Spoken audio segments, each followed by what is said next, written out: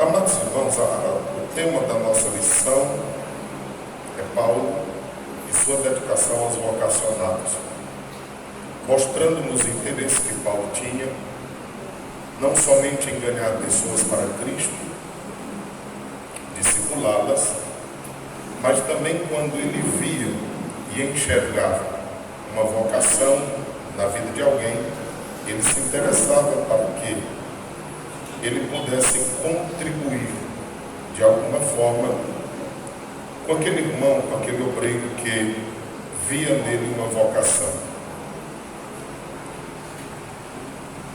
O textual nós haveremos de ler na leitura bíblica, então olha só o que diz a verdade prática. No reino de Deus, a liderança mais antiga zela pelas lideranças mais novas. Os jovens vocacionados precisam de cuidado e zelo.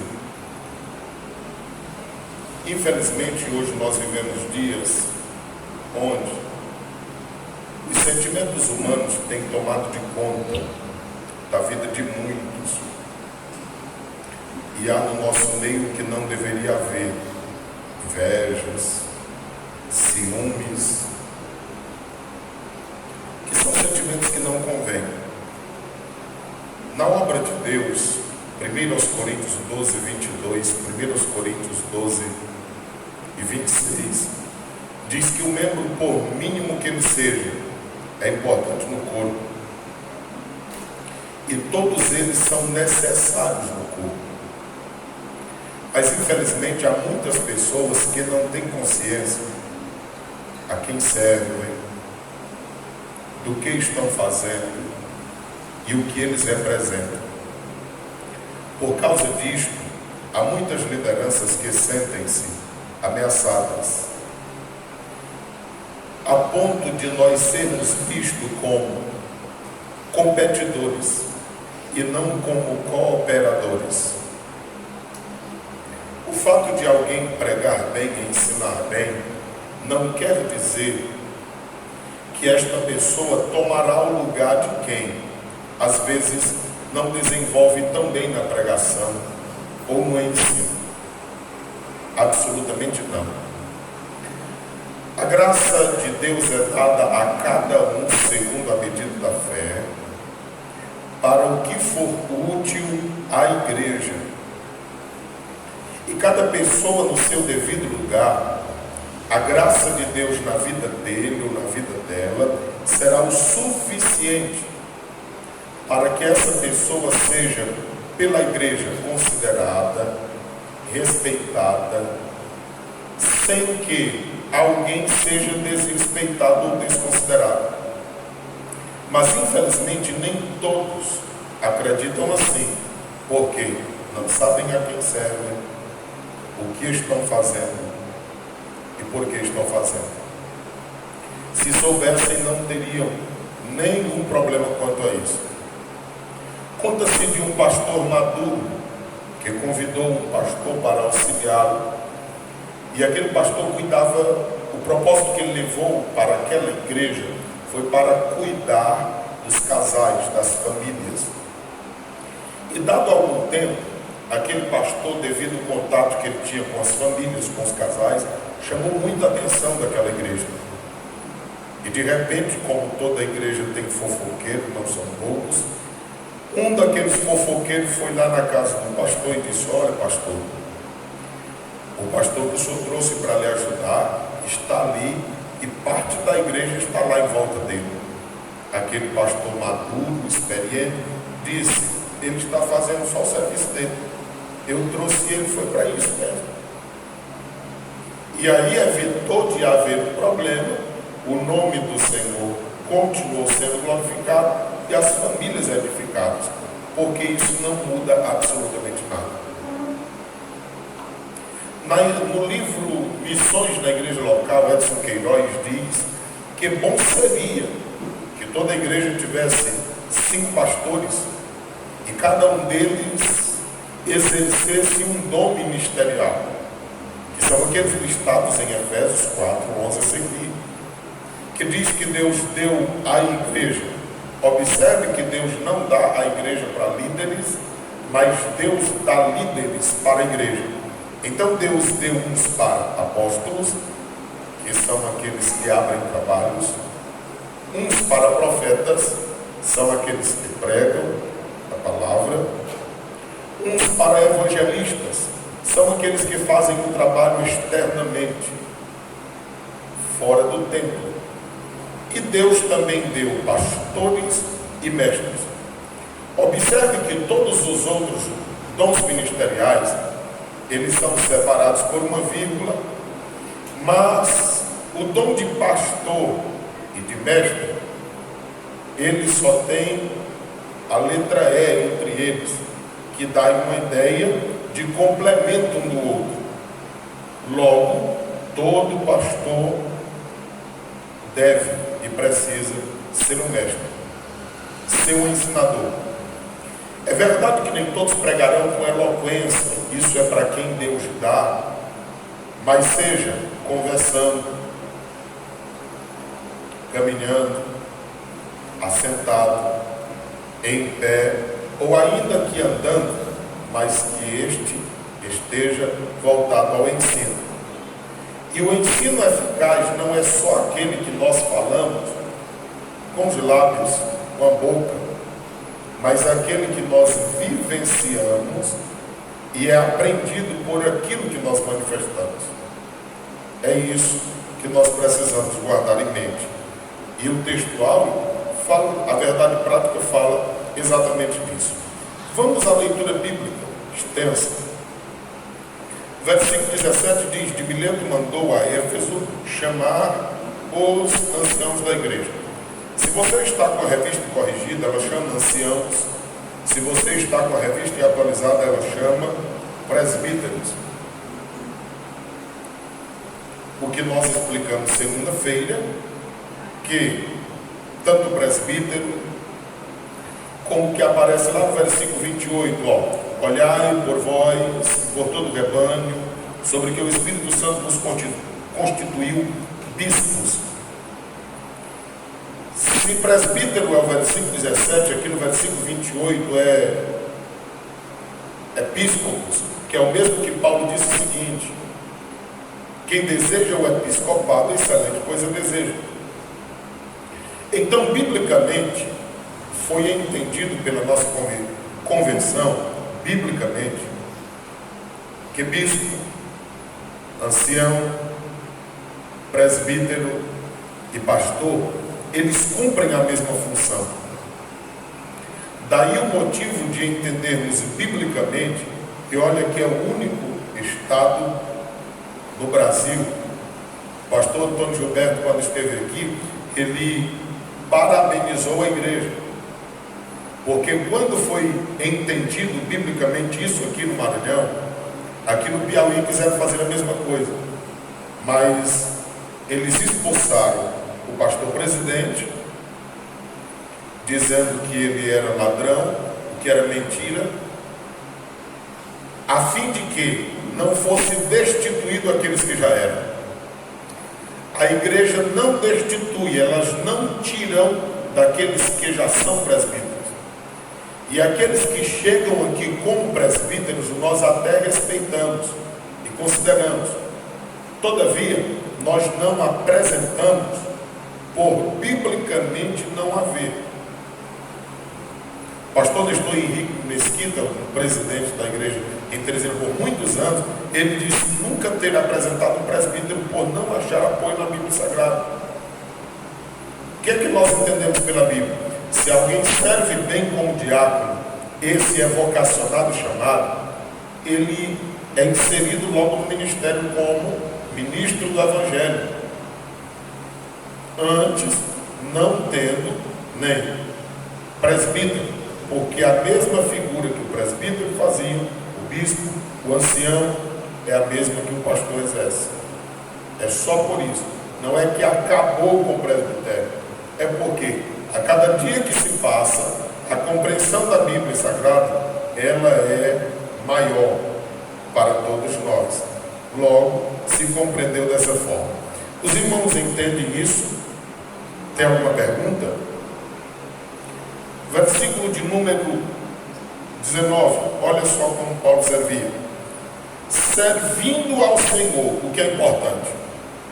O problema das frustrações no ministério é porque as pessoas servem, não sei a quem. Se servir ao Senhor dá certo. Mas ele fazia isso com humildade, muitas lágrimas. E mesmo assim ele tinha tentações e ciladas dos judeus, que eram os que ele chamava de irmãos de nacionalidade, porque Paulo era um judeu.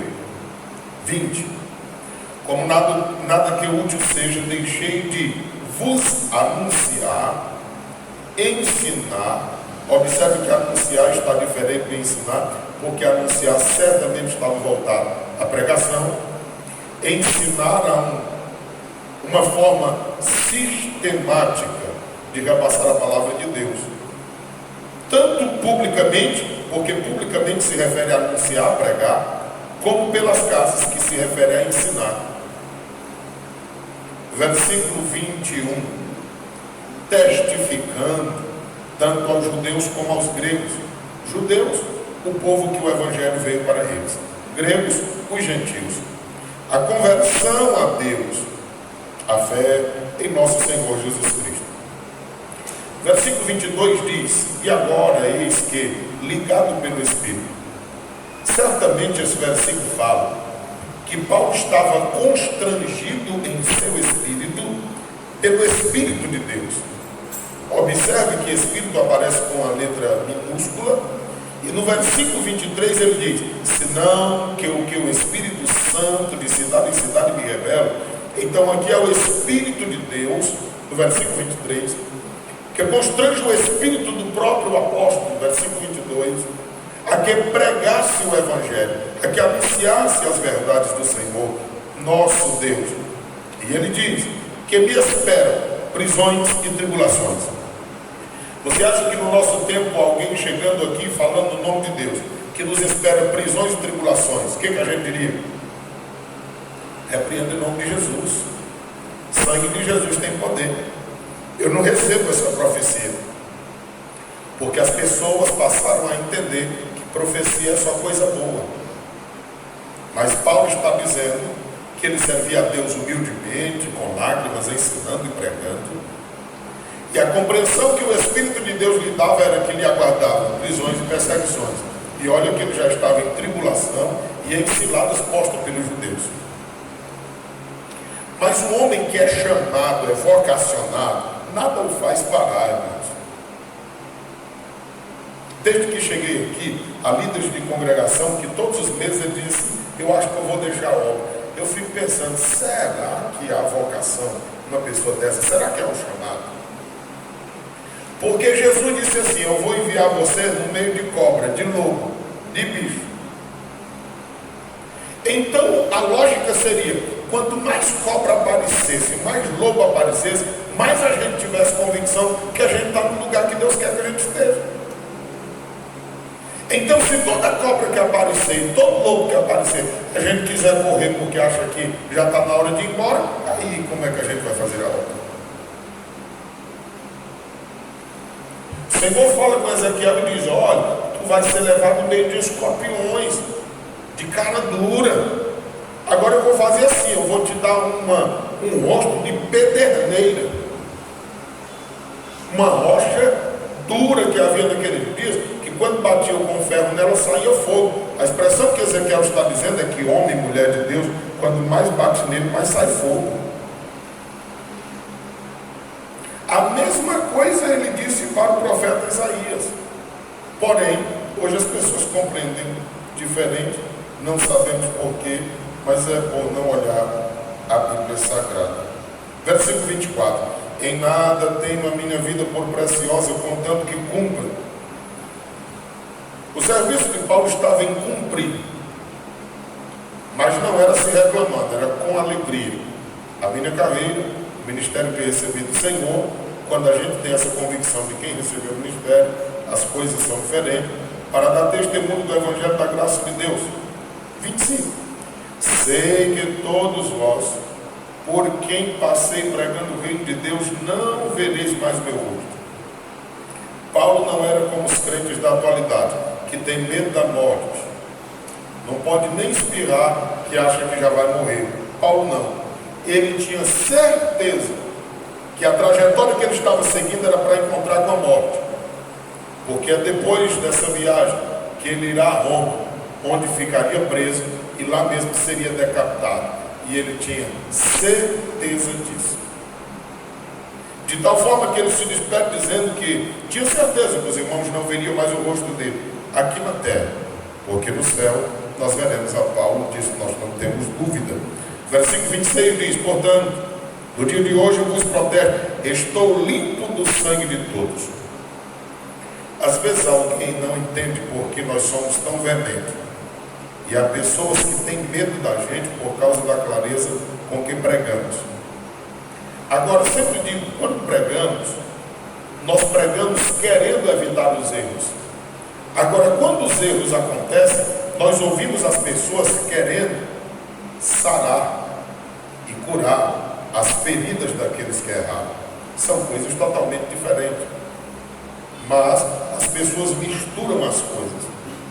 Versículo de número 27. Nunca deixei de vos anunciar todo o conselho de Deus, tudo que o povo precisava ouvir. Paulo estava a pregar. Nós já temos pregado bastante aqui, e às vezes eu passo por algum texto na Bíblia e imagino assim: eu nunca preguei sobre esse texto em Esperantinópolis. Às vezes passa pela minha cabeça dizer assim: qual é o texto que os irmãos têm dúvida para que nós possamos pregar? Às vezes me dá vontade de colocar uma caixa lá no final para não dizer assim: eu não entendi isso ou aquilo, eu prego sobre esse tema, sobre aquilo, para que a gente possa desenvolver. Às vezes são ideias que passam pela mente da gente, porque eu sei que há muitas dúvidas. E como a igreja tem se interessado em ler a palavra, às vezes é necessário que a gente fale sobre diversos assuntos. E olhando para isso, nós sentimos essa necessidade de anunciar todo o conselho de Deus. Agora olha o que Paulo adverte no versículo 28. Ele está falando a líderes, irmãos. Essa palavra é voltada aos líderes que ele manda buscar em Éfeso. Olha o que ele diz: olhai por vós e por todo o rebanho, sobre que o Espírito Santo vos constituiu bispo para apacentar a igreja que ele resgatou com seu próprio sangue. Paulo está dizendo assim: primeiro, os obreiros olham para a sua vida mesmo, porque se não cuidar de vocês, não tem como cuidar daqueles que vocês lideram. Depois olha pelo rebanho do Senhor. Observe que o rebanho não é nosso, ele é de Deus. E até nós fomos constituídos pelo Espírito Santo para quê? Para apacentar. Apacentar, os irmãos sabem que é guiar, alimentar, proteger, cuidar.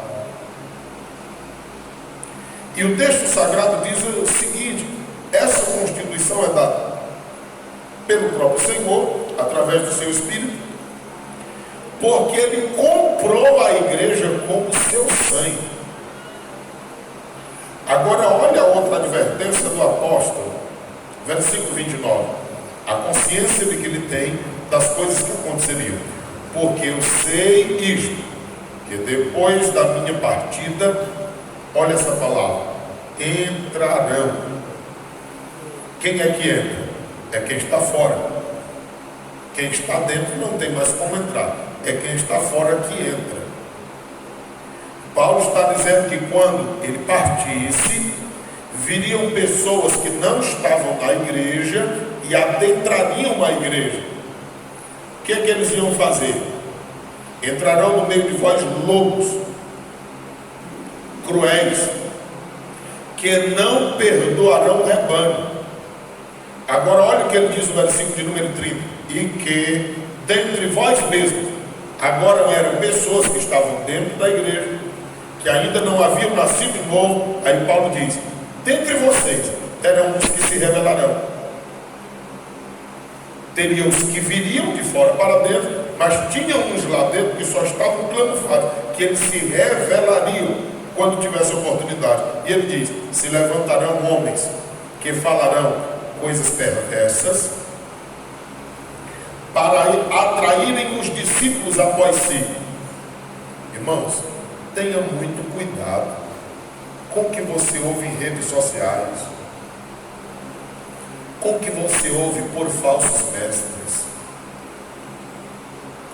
com o que você ouve de tantas pessoas que às vezes não condiz com as Sagradas Escrituras, porque está escrito que levantariam pessoas semelhantes a estas. Às vezes as pessoas se impressionam com o ensinamento fora da Bíblia como se fosse uma nova revelação. Mas verdadeiramente o que nós precisamos é ter muito cuidado quanto a isso, para que nós não sejamos enganados, porque vejam só, eles ensinariam coisas perversas com o propósito de atraírem os discípulos após si. O que um falso líder quer? Que tenha seguidores. Ele dirá o que às pessoas? Aquilo que lhes agrade. E há muitos líderes hoje preocupados com isso, somente em agradar ao povo.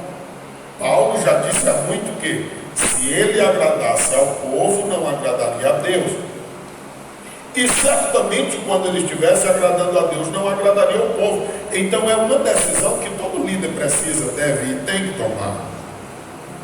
No caso contrário, versículo de número 31, portanto vigiai.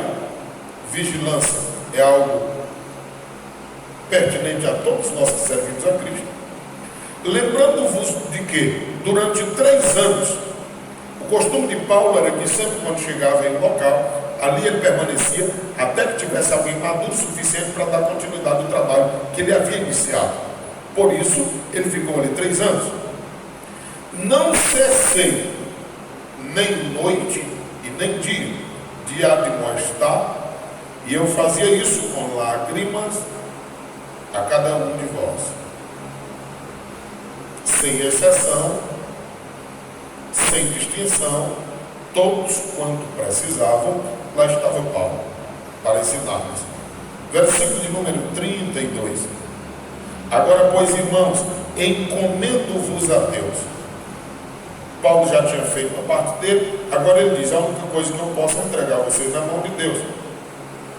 E a palavra da sua graça a Ele, que é poderoso para vos edificar, nós pregamos, ensinamos, oramos, mas a edificação vem de Deus, é Ele quem faz crescer. E da herança, a recompensa vem dele também. Entre todos os santificados, que são aqueles que foram separados do mundo para Deus. Versículo 33, de ninguém cobicei prata, nem ouro e nem veste. Muitas vezes o apostolado de Paulo era colocado em xeque. E todas as vezes que assim era duvidado acerca do seu chamado, do seu apostolado, da sua vocação, ele fazia isso. Ele trabalhava para não depender financeiramente, a fim de que as pessoas entendessem que ele não era como os falsos mestres, que estava apenas atrás de benefícios financeiros. Era esse o propósito. Agora observe que Paulo ensina de que o boi não deveria ser posto à mordaça dele enquanto ele debulhava.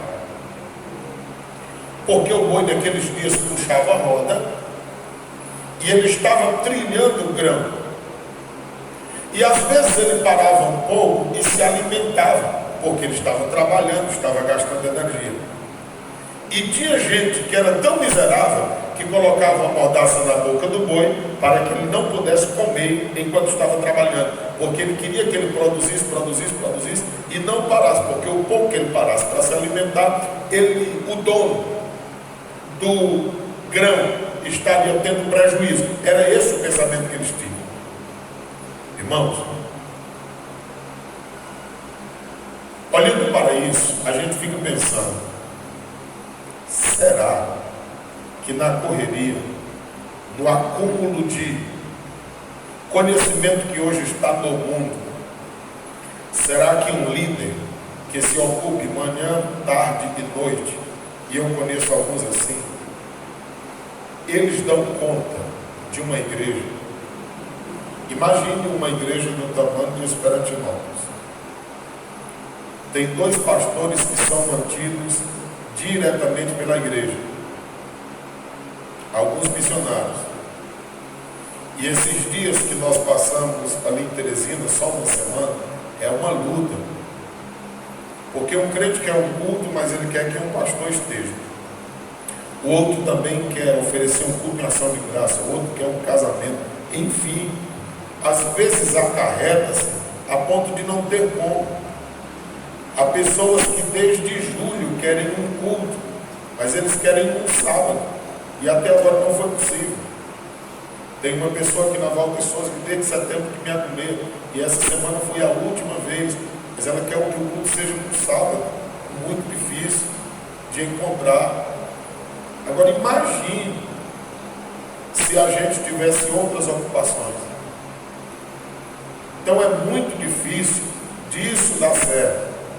Às vezes as pessoas dizem, não, bom seria que ele trabalhasse, bom seria sim, mas aí se já há dificuldade dessa forma, imagine se todos nós fôssemos arrumar um emprego extra e assim vivesse. A gente tem visto obreiros que eles não têm arrumado um emprego extra, eles só têm se dedicado à política, e a gente tem visto que o ministério deles tem sido descendo cada dia que se passa.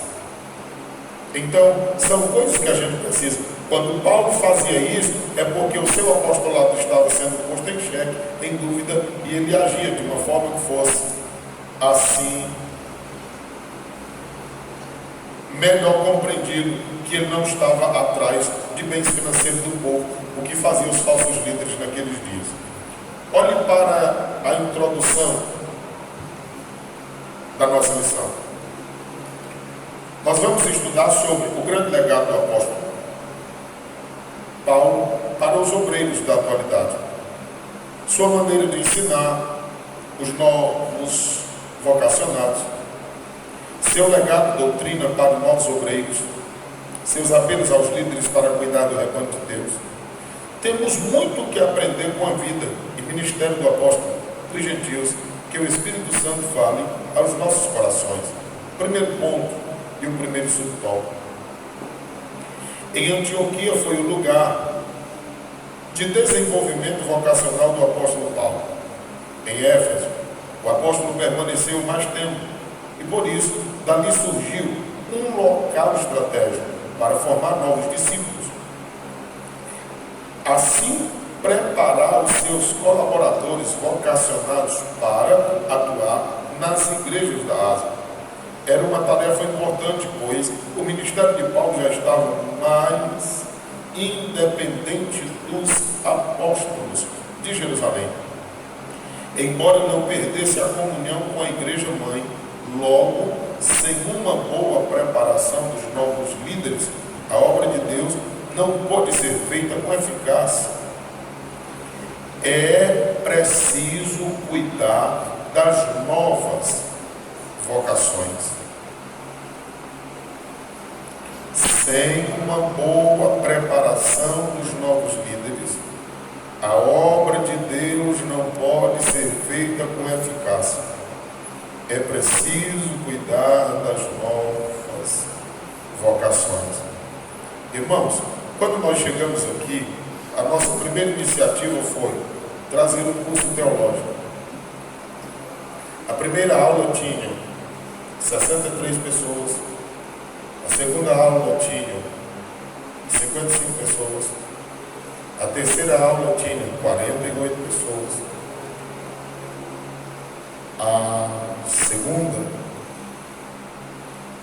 terceira, a quarta tinham 35 pessoas, e a quinta aula tínhamos 4 pessoas.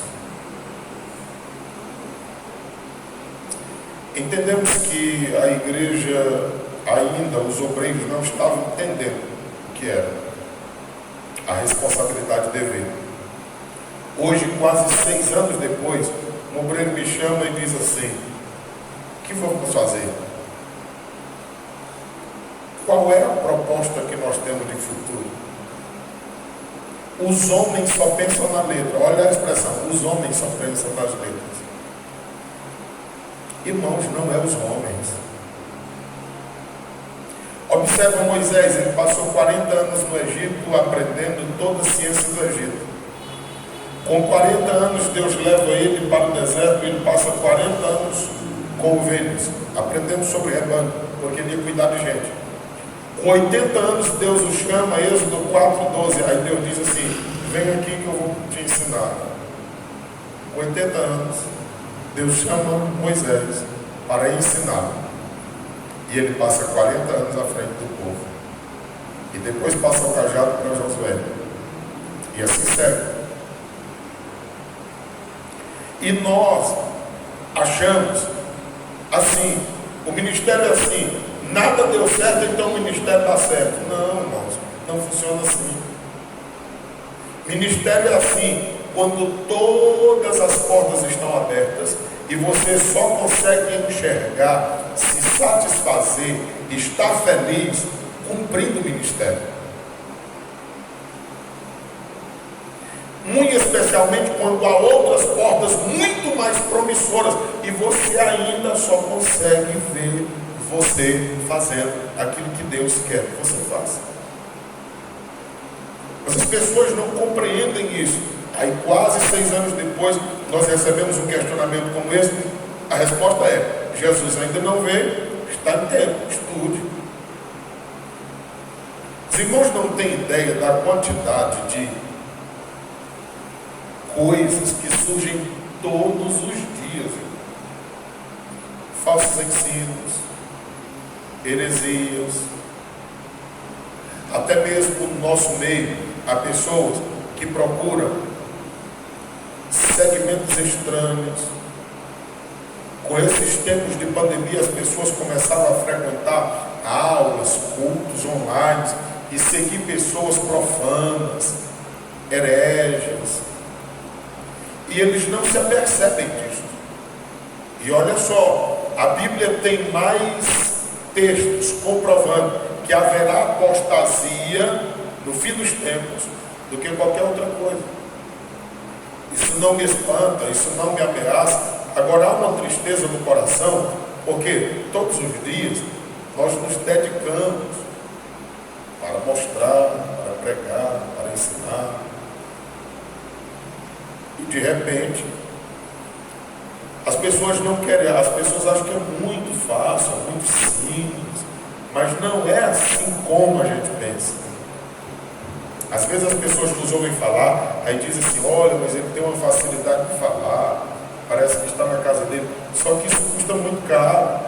Nós pregamos uma mensagem aqui segunda, que nós estamos a estudar aquela mensagem há meses, e eu ainda perdi o esboço. Eu preguei só olhando para o texto, e essa semana mexendo nas coisas eu encontrei, lá estava, e parece que não tem nada a ver, eu vou pregar ela no outro dia, porque está lá do jeito que está, do jeito que eu havia imaginado falar. Então tudo tem um alto preço, não é muito simples, como muitas pessoas pensam. Enfim, há uma necessidade de nós vermos isso. Aí alguém diz assim, será que está sendo dada oportunidade realmente aos vocacionados? No treinamento de obreiros, tinha crente que chegava para mim com o rosto de dó, dizendo, oh, coitadinho, a gente chega na casa de fulano, agora só vê ele estudando, será que não vai ficar doido? Eu disse, não, aí é só uma demonstração do que ele vai, se quiser ser um bom obreiro, passar o restante da vida fazendo. Detalhe, só foram vistos estudando naqueles dias, nunca mais. Porque o objetivo era chegar ao propósito, e não é o que está no coração. Vocacionado, levanta a mão, diga aí quem é que é vocacionado. A vocação, ela está impregnada no coração de quem é vocacionado. O chamado está latente, ardendo, como o coração que pulsa e faz bombear o sangue em nós. E não é o vocacionado chamado que diz eu estou aqui. É a igreja que vê nele, nela, que é o pastor que consegue enxergar através da igreja aquilo que é manifesto em prática. O chamado e a vocação não é demonstrado depois que alguém é comissionado, mas isto precede. Alguém não é posto em algum local para fazer, ele já foi posto porque já vinha fazendo. Se for de outra forma, vai dar trabalho. Olha para Atos 13, eles estavam orando, eles estavam servindo a Deus, eles eram crentes, irmãos, mesmo sendo profetas e mesmo sendo mestres. A oração não está suficiente, a leitura não estava suficiente, os hinos não estavam suficientes. Aí eles foram jejumar. Já preguei aqui uma vez, aonde a tua oração não alcançar, o jejum auxiliará. Foi no jejum que aí o Espírito Santo bradou. E ele disse: separa estes dois, porque eu já os chamei. Eles já eram chamados, eles já eram vocacionados. E a forma da demonstração do seu chamado e sua vocação não foi: eu estou aqui, me olhem, eu tenho um chamado, ninguém me vê. Não, eles estavam era na igreja, orando, servindo a Deus, fazendo a obra. E de repente o Espírito Santo chegou e disse: está na hora, pode separar, eu vou usá-los.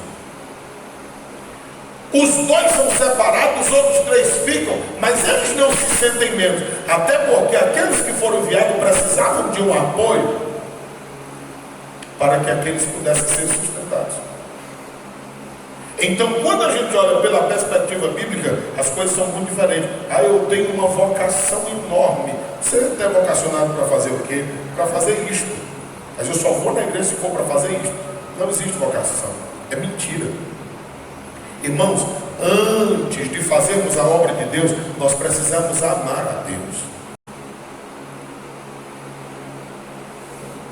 Antes de nós realizarmos qualquer coisa, você sabia que Deus está triste com muitas lideranças, que eles têm se preocupado tanto com a obra, que têm esquecido do Deus da obra? Pastor David Myung-Soo partiu para a eternidade agora há poucos dias, salvo engano, aos 86 anos de idade.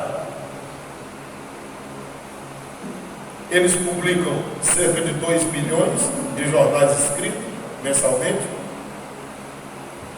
Ele tem mais de 100 veiculações de seus programas, pregações em redes televisivas, mais de 30 programas de rádios, cerca de 7 mil obreiros auxiliando no ministério dele. Uma igreja gigantesca, já foi, hoje não é, mas já foi a maior igreja do mundo. Recentemente surgiu um outro e é uma potência. Então a igreja não é mais a maior do mundo, mas já foi. Eles se convertiam naquela igreja cerca de 18 mil pessoas por ano. E ele disse assim: eu só gasto 30%. Quando alguém o visitou, entrevistando, como ele dava conta de tudo aquilo? O senhor, para dar conta de tudo isso, só não dorme. Ele disse: eu só gasto 30% do meu tempo em trabalhos administrativos. O que o senhor faz dos outros 70%? Eu estou na presença daquele que me ajuda a administrar. Ele disse que ficou impressionado e entrou na fila, porque o culto na igreja dele é por senha.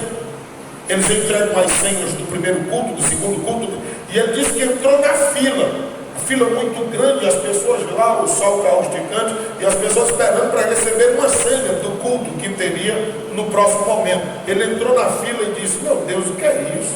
Ele é um homem muito simples, era muito humilde, porque não há um seguidor de Cristo que não queira se parecer com ele. Quando você vira alguém orgulhoso, soberbo, dizendo que está seguindo a Cristo, é mentira. Ou ele não conhece a Cristo ainda, ou não está seguindo a Cristo.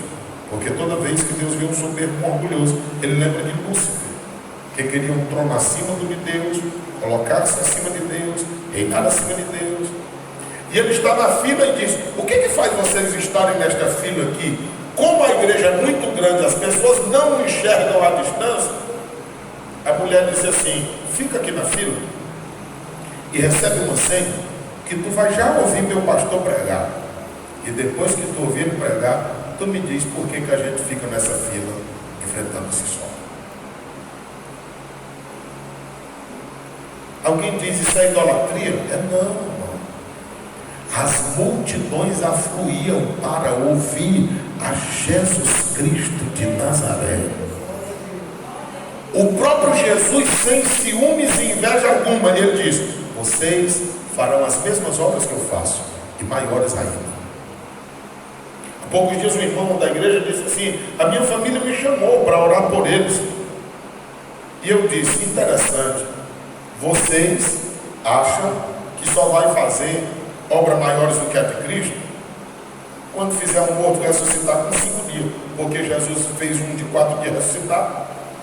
Mas isso é uma obra maior do que a que ele fez.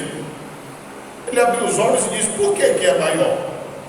Eu digo: é porque a Bíblia diz em João 7,5 que nem os irmãos de Jesus acreditavam nele. E se os teus estão acreditando em ti, isso já é uma obra maior do que a Cristo fez. Mas as pessoas não leem a Bíblia. Aí ficam procurando uma coisa extraordinária para acontecer, e as coisas já estão acontecendo, mas eles não se apercebem dessas coisas. Irmãos, leiamos a Bíblia. Não faltemos à escola bíblica dominical. Durante a semana, leia essa revista. Façamos o que precisamos e deve ser feito. Porque nós estamos rumando ao arrebatamento e nós precisamos estar preparados para esse dia. Olha só, no segundo subtópico do primeiro ponto, Paulo e o despertamento de novas vocações. O ministério de Paulo tomou uma proporção muito ampla. Era um ministério internacional para levar as boas novas aos centros culturais do mundo. Ele não podia atuar sozinho, por isso o apóstolo arregimentou e investiu em pessoas que o auxiliassem a levar o evangelho.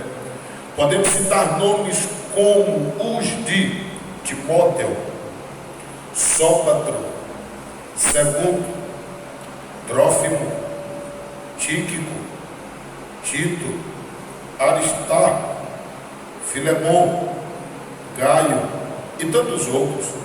Essas pessoas recebiam ensinos diretamente de Paulo, ou seja, o ministério do apóstolo despertava novas vocações. Paulo, um mestre inspirado.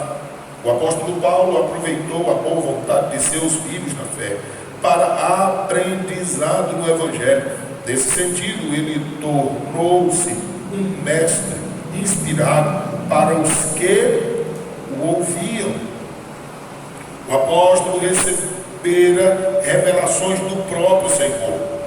Paulo reunia vocacionados para dar-lhes instruções de como pastorear a igreja local. Não por acaso temos 3 epístolas paulinas denominadas de cartas pastorais, 1ª e 2ª a Timóteo e Tito. Ali há instruções sobre como pastorear uma igreja, falar com diversas pessoas da igreja local, segundo as suas faixas etárias. Aqui eu paro para explicar-lhes uma coisa. Se você ler 1 Timóteo 3, e depois você ler Tito, capítulo 1, versículo 5 a seguir, você verá que Timóteo era pastor de uma grande igreja, Jerusalém. Tito era pastor de uma igreja pequena, pois ela ficava numa ilha de Creta. Mas as mesmas exigências para Timóteo, numa grande igreja, era a mesma exigência para Tito em uma igreja pequena. Porque para Deus o importante não é a quantidade de pessoas, se bem que Ele quer que todas as pessoas se arrependam e sejam salvas. Mas há líderes que às vezes, por não estar em uma igreja tão ampla como eles gostariam, eles não se doam como deveriam. Para você ter uma ideia, há líderes que, se de repente tem essa quantidade de pessoas, eles nem se importam em pregar ou levar um ensino consistente da palavra de Deus. ao tempo que, se o templo estiver lotado, eles querem estar pregando. Mas isso não depende, o nosso ensino, a nossa dedicação ao ministério e à palavra, não depende da quantidade de pessoas que nos ouvem. Pois o maior mestre que palmilhou essa terra, ele nunca falou de adoração de uma forma tão profunda como ele falou para uma mulher, a samaritana. Ele nunca falou de regeneração, novo nascimento de uma forma tão profunda como falou para um homem, mestre da lei, Nicodemos. Os maiores ensinos do maior mestre que passou na terra foi para uma única pessoa. E o ministério de Cristo sempre estava voltado a ensinar. Ele sempre ensinava as multidões.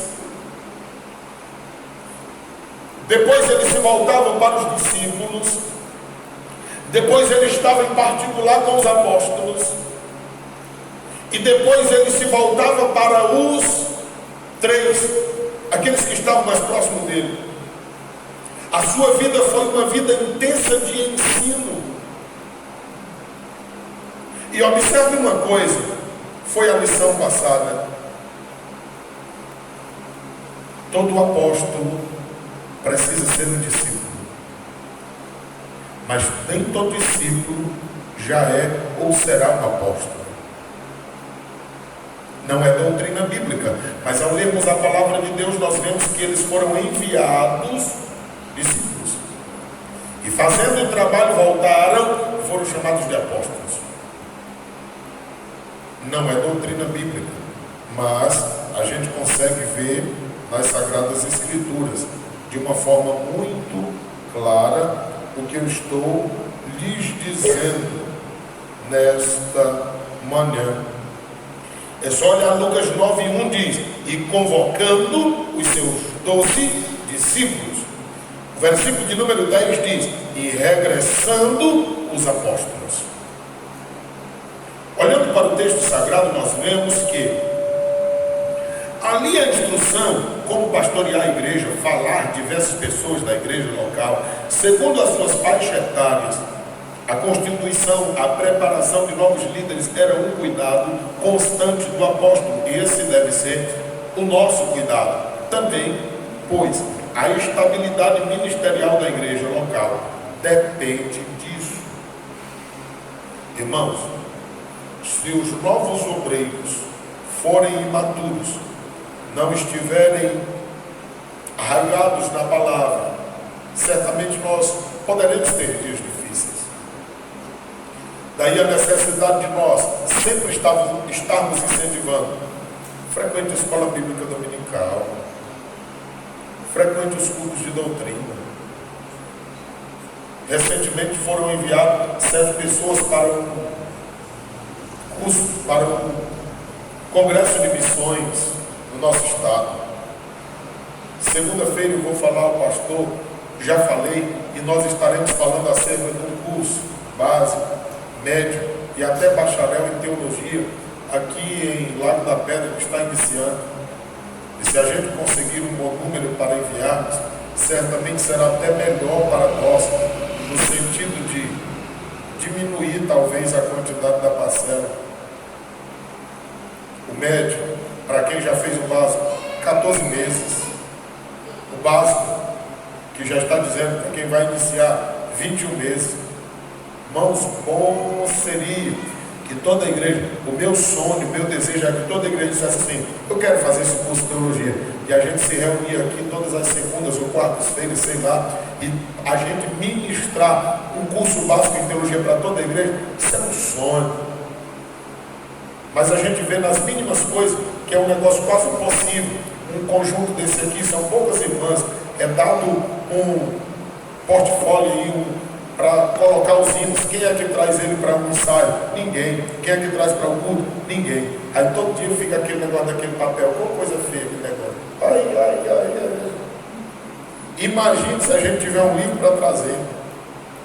Agora, quão bom seria, dificilmente, se hoje já está difícil, se a gente passasse por um processo como esse, dificilmente alguém enganaria a igreja. Porque, irmãos, daqui para frente vão surgir muitos enganadores. E nós acreditamos na doutrina bíblica, pentecostal, nós sabemos que Deus fala, Deus se revela, só que tem muito engano também, irmãos. Bem, segundo ponto da nossa missão, o legado doutrinário de Paulo para os novos líderes. A advertência de Paulo a respeito dos judaizantes e dos gnósticos. Quem eram os judaizantes? Durante o ministério de Paulo, muitos judeus acolheram a mensagem apostólica e tornaram-se cristãos, mas nem todos aceitaram a liberdade cristã dos gentios. Por isso, alguns deles torceram o ensino apostólico, afirmando que a salvação dos gentios dependia da observância da lei. Assim, exigiam que gentios convertidos observassem a lei, tais como os aspectos, a prática da circuncisão. Os irmãos sabem que hoje na nossa cidade tem um segmento aí que as pessoas vão daqui para São Paulo para circuncidar-se. Guarda do sábado judaico. Os irmãos sabem que os adventistas ainda hoje seguem essa prática. A observância dos ritos que envolviam datas e tipos de comidas, em parte os adventistas também aqui estão. Parecia que a graça de Deus não era mais suficiente. Todas as vezes que nós procurarmos alguma coisa para completar ou complementar a salvação de Cristo em nós, nós estamos dizendo que o sacrifício dele não é suficiente. E precisa da gente fazer mais um reparo para concluir. Isso não é verdade. Todos os irmãos que estão aqui, os irmãos dizem não para o pecado e não para o mundo, não é mais para ser salvo. É porque o Espírito de Deus habita dentro do irmão, da irmã, e você renuncia ao pecado por causa do amor a Cristo, por causa do benefício que Cristo já lhe fez. Não é porque você quer ser salvo e está fazendo bem, porque a salvação não é por obras, é porque você já é, o Espírito está em você e você não se sente mais bem em viver na prática do pecado como outrora. Aí eles pregavam, isso eram os judaizantes, eles pregavam que Deus não era mais suficiente o sacrifício. O legado que ele nos deixou foi a defesa intransigente quanto à natureza graciosa da salvação. Disso nenhum líder cristão pode abrir mão. A salvação é por graça e não por mérito humano. Agora, uma vez que nós nos entregamos a Cristo, a gente precisa tomar as iniciativas que o Evangelho nos propõe, não para ser salvo, mas porque já somos salvos. E se de repente somos salvos e não nos incomoda viver do jeito que antes vivíamos, aí é complicado para a nossa vida, porque aí demonstra que nós ainda não nascemos de novo. Quem eram os gnósticos? Havia cristãos adeptos do gnosticismo. Eles acrescentavam elementos filosóficos à fé cristã, que corrompiam a sã doutrina. Era uma filosofia prejudicial aos evangelhos, que Paulo ensinou. Os gnósticos se consideravam mais espirituais que os demais. Para eles o espírito era mais importante que o corpo, e ensinavam que o corpo é a matéria imprestável. Você sabe o que os gnósticos diziam? O espírito precisa e deve ser preservado para Deus. Agora o corpo pode dar para o diabo. Foi por isso que uma das igrejas do Apocalipse, o Senhor as repreendeu duramente. Principalmente a de Tiatira. Havia uma Jezabel, que provavelmente era a mulher do pastor daquela igreja, que ela não era crente, mas como o pastor era trouxa, era ela que pregava e ensinava na igreja, e ela botava o que ela queria para o povo seguir, ao ponto que Deus diz: eu dei tempo para vocês se arrependerem, vocês não quiseram, eu vou adoecer vocês todos e depois vou matá-los. Apocalipse 2:18 a seguir. Isso aconteceu na igreja de Tiatira, porque as pessoas deixaram que um falso ensino se proliferasse na igreja. Está chegando o congresso de missões, está chegando o congresso de mocidade, vai começar sexta-feira e vai encerrar domingo. igreja vai hospedar, cuidar do povo e fazer o trabalho. Mas os pregadores que passarão por aqui, não fui eu que escolhi. Eu nem os vi pregando ainda, porque nós só vamos receber. Agora, a gente vai estar ouvindo, só não estarei na abertura, provavelmente, estaremos realizando um casamento, mas do segundo dia em diante estaremos. Às vezes pode não parecer bem a gente receber o microfone de alguém enquanto está ministrando, mas depois da festa, nós pontuaremos alguma coisa, se necessário for, mas nós estamos orando a Deus para que não seja. O negócio está tão interessante que um dia alguém pregou alguma coisa aqui fora da Bíblia, em uma festa, e o irmão me disse assim: eu sabia que estava fora da Bíblia, eu não tinha consciência como era o certo, totalmente, mas eu disse assim: Deus, permita-me eu estar no culto no dia que o Silvio for falar sobre aquele texto. E logo após a festa nós falamos e foi tirado as dúvidas. Então, irmãos, confira tudo na palavra de Deus, olhe para a Bíblia, que ela é a nossa regra de fé e prática. Olhando para isso, era isso que os gnósticos diziam. Eles ensinavam que o corpo era imprestável. Da implicação desse ensino é resultado na banalização da graça de Deus. A graça que não requer arrependimento, santidade, disciplinas espirituais. A graça verdadeira. O apóstolo Paulo refuta esses falsos evangelhos dizendo: e o mesmo Deus de paz vos santifique, em todo o vosso espírito, alma e corpo sejam plenamente conservados e irrepreensíveis para a vinda de nosso Senhor Jesus Cristo. Seu legado para nós no século 21 não banaliza a maravilhosa graça de Deus. Irmãos, se o corpo não tivesse nenhum interesse para Deus, ele não o ressuscitaria. Se o corpo não tivesse nenhuma importância para Deus, ele não usaria Paulo para dizer: quem destruir o corpo de Deus, Deus o destruirá. Ou seja, se alguém não cuidar como deveria do corpo e não viver o tempo que deveria produzindo para Deus por causa de desleixo, ele poderá ser cobrado por isso, sim. Já disse aos irmãos que eu fui a algum lugar onde vi obreiro que trabalhava numa gigantesca igreja. Só ele cantava, colhia oferta, pregava, fazia tudo. E no final da festa ele já estava falando assim: meus irmãos, porque ele fazia tudo. Será que aquele homem não tinha uma pessoa para auxiliar, ou que quisesse? Tem, irmão. Na igreja tem gente para tudo. Tem gente até que zanga porque não tem oportunidade. Então tem gente para tudo. Tem. Mas o seguinte é esse: às vezes a pessoa agarrada com aquilo, não querendo mostrar talentos que há na igreja, pessoas para ajudá-lo, ele se desdobra se faz nos 30, se vira nos 30. Mas só que ele deveria viver, por exemplo, 50 anos. Você sabe com quantos anos Gunnar Wingren morreu? 33 anos.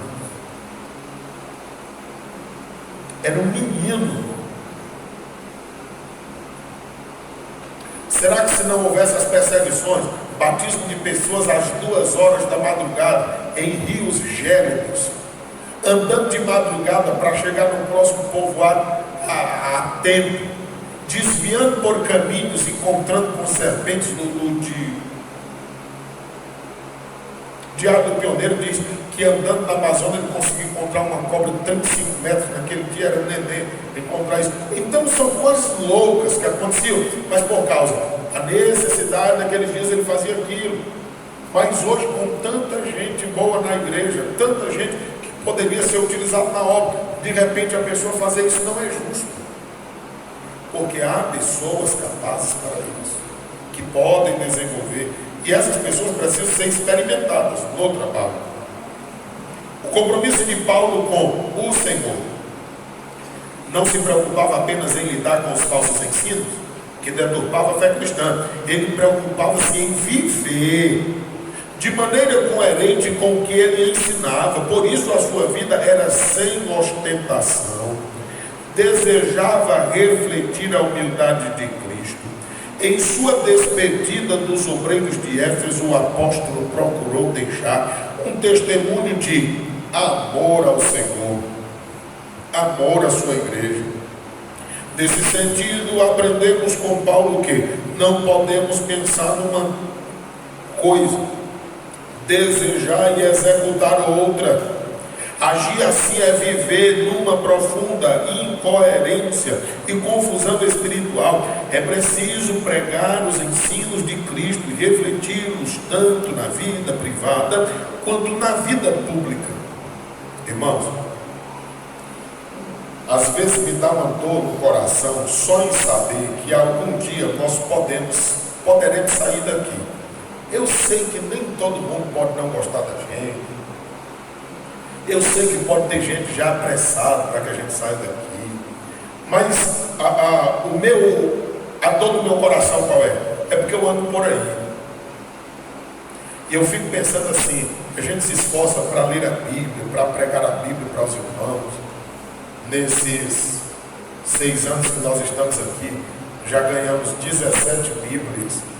É praticamente 3 por ano. E eu acho que toda vez que o irmão me dá uma Bíblia, ele está dizendo assim: pastor, nós queremos ouvir a Bíblia. E eu penso que é assim. E eu guardo e leio com muita dedicação, com muito amor. Aí eu fico olhando por aí, por onde eu passo, não há mais isso. Nós fomos a uma igreja, chegou a hora do culto começar, o irmão disse assim: vamos começar o culto aqui, vem cantar. Nem orar para começar o culto, o povo ora, irmão. Tivemos aqui no Projeto Samuel, nós começamos o trabalho à tarde de oração, somente alguns obreiros daqui se dobraram, os demais todo mundo navegando na internet. Como é que está a igreja desses miseráveis? E aí me dói o coração. Porque se por um lado vai ter alguém que vai sofrer porque não terá a mensagem do Evangelho, por outro lado vai ter alguém que vai dizer assim: ó, que na bestado o negócio de pregar, e esse pastor aí é light. Tem nadinha. É assim que é o certo. Porque, irmãos, para quem quer desviar e ir para o inferno, tem muito pastor hoje. Agora, para quem quer ir para o céu, está mais difícil. Está mais difícil. Então é uma coisa séria. É muito sério. Esse casamento que eu vou realizar sexta, a família me diz assim: você é o único pastor que a gente reconhece como pastor. Irmão, isso me dá uma dor no coração tão grande. Isso não me alegra, isso dá vontade de chorar, gritar, puxar os cabelos. Porque isso era para ser comum, irmão. Todo homem era para ser homem de Deus e pronto. Eu precisava fazer uma viagem dessa para fazer um casamento, porque é a pessoa que eles reconhecem, que visita, que dá uma ligação, que ora, que pergunta como é que você... Isso é triste demais, né? Porque, irmãos, aquilo que a pessoa admira pelo que você faz é a obrigação. Você já pensou alguém se admirar por cumprir a obrigação? Não é vantagem. A vantagem era todo mundo fazer como tem que ser feito. Era essa que era a vantagem. Mas infelizmente não acontece. Aí isso não dói no coração? Dói, irmãos. Irmão, há pessoas precisando de Jesus, até dentro da nossa igreja. E visitar uma pessoa, conversar com ela, ouvi-la, orar por ela, é coisa que todo crente pode fazer e deixar uma pessoa alegre. E eu vou lhe dizer uma coisa: se você visitar uma pessoa, uma visita genuinamente cristã, você voltará mais satisfeito do que quem foi visitado, porque você se sente útil. E você vê que é melhor dar do que receber. É melhor você ir cantar, orar com alguém, do que você estar no fundo de uma rede, numa cama, dizendo: eu estou precisando que alguém venha aqui, não, ninguém vem. É melhor. É por isso que a gente precisa aproveitar enquanto tempo tem, e coragem e força para que nós não soframos amanhã. Terceiro ponto da lição: sobre o desprendimento dos obreiros a realizar a obra de Deus. O apóstolo fala sobre o desapego material na vida do obreiro. Irmãos, infelizmente, há obreiros que só pensam em carros, em cidades, em dinheiro. Mas Deus não nos chamou para isso. Deus não proíbe ninguém ser rico. Deus não proíbe a igreja cuidar bem dos seus obreiros. Agora, o nosso alvo, o nosso foco não pode ser isso. Porque se a gente focar nisto, a gente deixa a prioridade, que são as vidas para Cristo. E o que é importante para Deus é vida, é almas. São pessoas que estão morrendo sem Deus, sem paz, sem salvação. É esse o nosso foco. Paulo tinha o coração livre de avareza, da ganância. A sua vida mostra que o desprendimento das coisas materiais e plena dependência em Deus são características inegociáveis na vida do obreiro cristão. Não podemos nos perder ministerialmente por causa da avareza, da ganância. Lembremos do exemplo de Paulo, que procurava não ser pesado nas igrejas, que pastoreava e visitava. Você sabia que às vezes, mesmo cumprindo o papel, alguém pode ser pesado à igreja? Você já pensou um pastor hoje ganhando 50 mil reais? Qual é o juiz que ganha esse dinheiro? Licitamente. Qual é o desembargador? Irmãos, isso aqui é privilégio de Deus, irmão. Isso aqui é graça de Deus, é presente. A Bíblia diz em Hebreus 5,4 que ninguém toma essa honra para si, se por Deus não for chamado, irmãos. Então, em você ser chamado, vocacionado, é um privilégio muito grande que nós não merecemos. Então, a gente viver para isso, gratos a Deus por isso, já é o bastante. E ter o sustento necessário para viver uma vida digna. Mas às vezes as pessoas exageram. Isso se torna peso à igreja. A igreja pode deixar de avançar, às vezes, por causa dessa ganância. Sobre o cuidado pessoal do obreiro, Paulo tinha uma liderança exemplar diante das pessoas, mas ele sabia que isso não bastava. Olha o conselho dele: olhai por vós. Aconselhou os obreiros que olhassem para si mesmos. Às vezes na caminhada ministerial tendemos passar a ideia de super-homens. Entretanto, a experiência nos ensina que não somos intocáveis pelas circunstâncias externas. É preciso cuidar do corpo, da alma, do espírito. Antes de cuidar do rebanho de Deus, o obreiro deve zelar pela sua saúde física, emocional, espiritual. Devemos cuidar de nós mesmos para cuidar do povo de Deus. Há alguns dias nós ouvimos de um obreiro que ele foi começar o culto. Ele cantou 16 hinos da harpa, e só uma ele repetiu 4 vezes. Uma pessoa dessa está bem, irmão? A família todinha estava querendo que ele jubilasse, e ele disse que não estava na hora que ele estava zerado. 16 hinos da harpa. Você está entendendo a necessidade que tem do obreiro cuidar de si mesmo?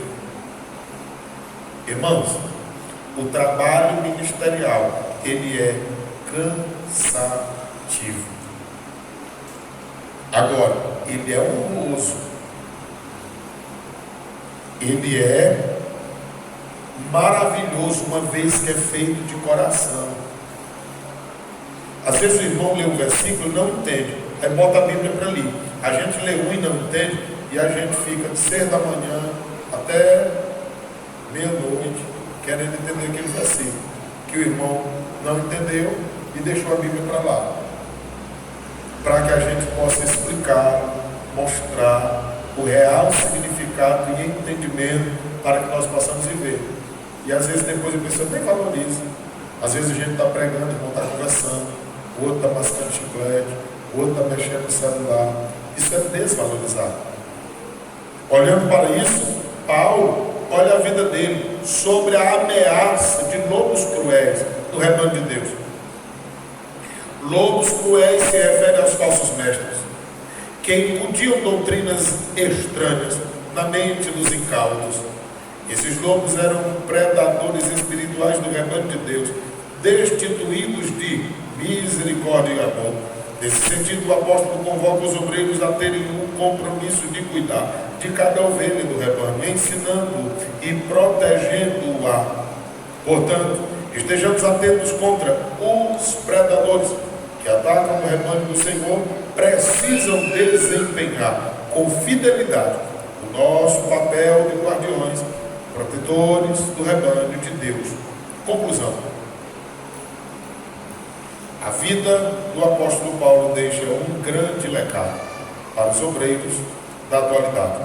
Sua maneira de despertar novas vocações, sua herança doutrinária para a nova geração de trabalhadores e seu apelo aos obreiros para cuidar do rebanho de Deus são marcos importantes para nortear os ministérios dos vocacionados de Deus. É tempo de desenvolver novas vocações. Irmãos, a Igreja Católica, às vezes, elas tiram um período para intercessão, para ser levantados novos vocacionados. As santas vocações, dizem eles. Irmãos, oremos também por isso. Quando você for orar, ore pedindo a Deus que Deus levante novos obreiros, vocacionados, chamados. Que o ministério não vire uma dinastia, passando de pai para filho, mesmo quando eles não são crentes. Porque eu acredito que um pai pode chamar a atenção de um filho a ponto de ele ser crente. Pastor Gesiel Nunes Gomes, ele diz que o homem que mais o influenciou a ser crente e a servir a Deus foi o pai dele. Que depois de morto eles encontraram uma agenda que o pai dele havia lido a Bíblia 260 vezes. Eu vi ele pregando agora para líderes há poucos dias, e ele disse que quando faltava 2 anos para o pai dele morrer, ele chegou na casa dele e o pai dele estava lendo a Bíblia de novo. E ele disse: meu filho, senta aqui do meu lado. Ele disse que sentou. Ele disse: lê esse versículo. Ele leu. Aí ele disse: não é bonito? Ele disse: não parece novo? Parece que eu nunca li. Aí o pastor Gesiel disse: ele já tinha lido aquele versículo por pelo menos 260 vezes. Um homem que leu a Bíblia 260 vezes com devoção, não tinha como não ter a vida dele transformada pelo Espírito de Deus. E era esse homem. Por 22 anos foi pastor aqui em Pedreiros. E quando Gesiel, um homem, tinha 5 anos de idade, morreu. E ele estava indo no mato tirar umas tábuas para fazer o caixão do Gesiel.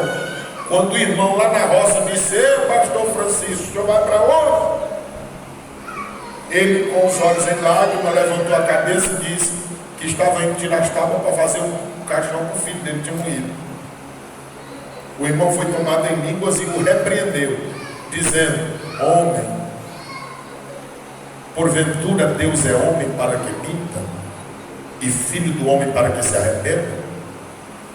Não te disse Deus que fará daquele moço um pregador do Evangelho e que ele percorrerá os 4 cantos da terra? Deixa de ser covarde, volta para a tua casa, o teu filho voltará a viver. Aquele irmão acompanhou, orou pela criança e a criança foi restaurada, voltou a viver. Pastor Gesiel Nunes Gomes é considerado o príncipe dos pregadores, até hoje ainda prega. Nós já entramos em contato com ele para ele vir aqui, mas por causa da idade e os maltratos do translado, porque ele mora nos Estados Unidos, ele disse-nos que não poderia vir. Ofereceu-nos um outro pregador e nós dissemos que gostaríamos de ouvi-lo. Como não era possível, oremos para que Deus levante outros Gesiels. 95. Olha aí.